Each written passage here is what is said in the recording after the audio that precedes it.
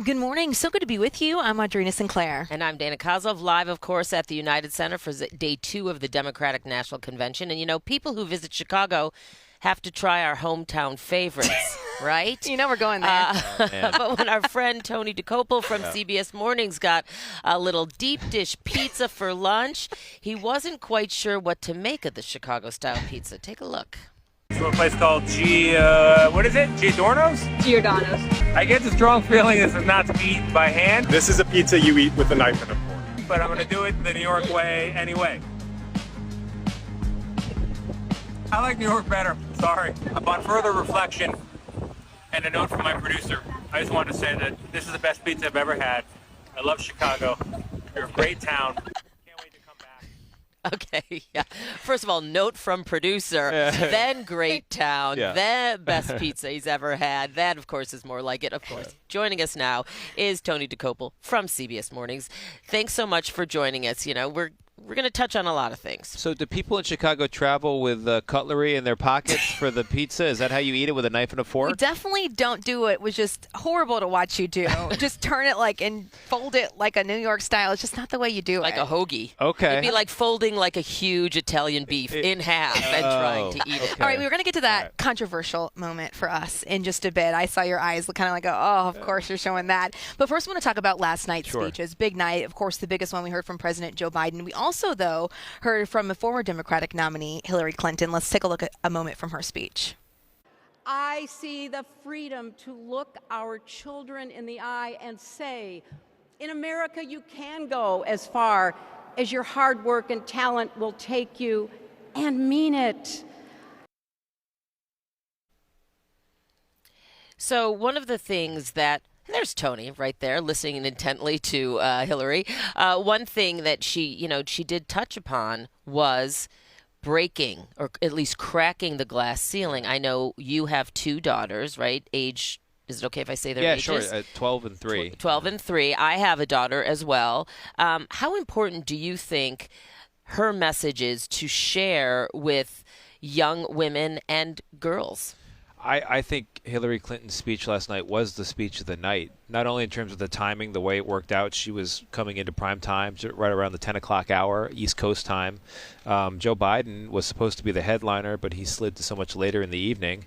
And then there is the reality of the fact that she stood on the shoulders of other women to nearly become the first female president of the United States. And she, in a speech that was clearly crafted to this moment, not just something she dusted off, but something made for this night, talked about what it would mean to have Kamala Harris become, if she does become, that first female president of the United States. And not for nothing, the next president of the United States will be responsible for marking the 250th anniversary of the Declaration of Independence, big birthday for America.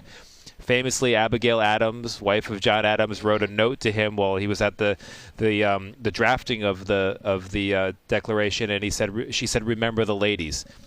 Turns out the founding fathers did not remember the ladies, but that can be corrected. And to your point about the future, I was on the side of the stage with a woman I was going to interview about what Hillary Clinton meant to this moment, and I took some pictures. I sent them to my older daughter. I also sent a picture of Kamala Harris to my older daughter, not as a partisan matter. I would do the same if Nikki Haley were the Republican nominee, but because it is a milestone. You have a long history in this country. Never have you had a leader like that potential be on the doorstep of the White House. Yeah. And as you said, nonpartisan, you're looking at potentially the first Black Asian female president as well. So much history to be made this week. And that's why so many eyes are on Chicago. Just 30 days ago now, we thought this would be a very different convention than it is.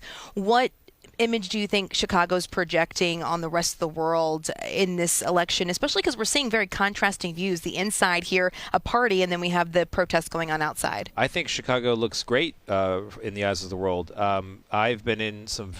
You want to talk about a tense argument over pizza? I've been in a tense argument over how to accurately describe the color of Lake Michigan when the sunshine hits it. And to me, and I grew up in Florida, it has a Caribbean aspect to it. There is a blue there and a green that reminds me of Biscayne Bay, not Lake Michigan. Yeah, I grew up in July. Tampa. Yes, yeah. Not in January. Okay, yeah. Where'd you grow up in Florida? Homestead, so way south. No, yeah, I'm south familiar. of I grew Miami. up. I went to school in Miami, but grew up in Tampa, Florida. And I recently saw this picture on social that had Florida's coast and one picture in Chicago's lakefront on one, and they said pick yours. And I said, you know what, Chicago looks good. So we agree. It really is the place to be in the summer. Definitely not Florida. It But is. no, I think Florida. I think Chicago's been looking good. I mean, it's got its face forward to the world. And you guys have done this before. What is this? Convention number 26? Wow. Isn't that crazy? Yeah. I know. I only remember 2 of them, I will say. But that was a good piece. I saw that you guys looked back on the conventions, and just so much has happened here. Of course, this one we have seen some violence break out yesterday, but police are already putting up more barricades to try and prevent that today. What are you hearing from delegates? I mean, you've talked to more than just, the Illinois delegation that we're focused on. What are you hearing? Well, I've talked to a lot of delegates, and I've gone right to, I think, one of the curiosities of this moment that we're in, which is that typically you have a primary season, lots of policies are argued about, and then you pick a candidate. But this time around, with Joe Biden stepping aside late, you've got a candidate, and you don't yet know what the policies are. However, delegates, they're all in right away, and they say they trust her because they trust the last 4 years, and they think it'll be a continuation of that. Gotcha. All right. Now let's just go back to the pizza really quickly. Okay. What did you think about it, right? Yeah, and if you didn't love it, it's okay. Try it again, though. That's what I'm going to say. But come on.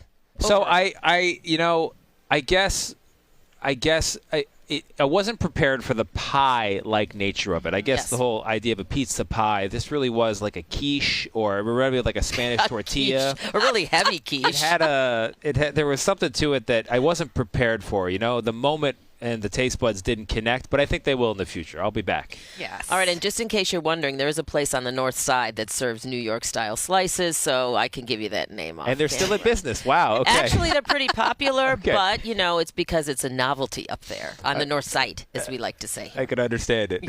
Tony Dokoupil, thanks so much. Thanks, We ladies. appreciate you stopping by here. We put the pizza debate to rest. We still stand by ours here. We appreciate you being with us. And you can see Tony Dokoupil throughout the day and really all of our CBS News coverage. That's it for us here. Jackie, back to you.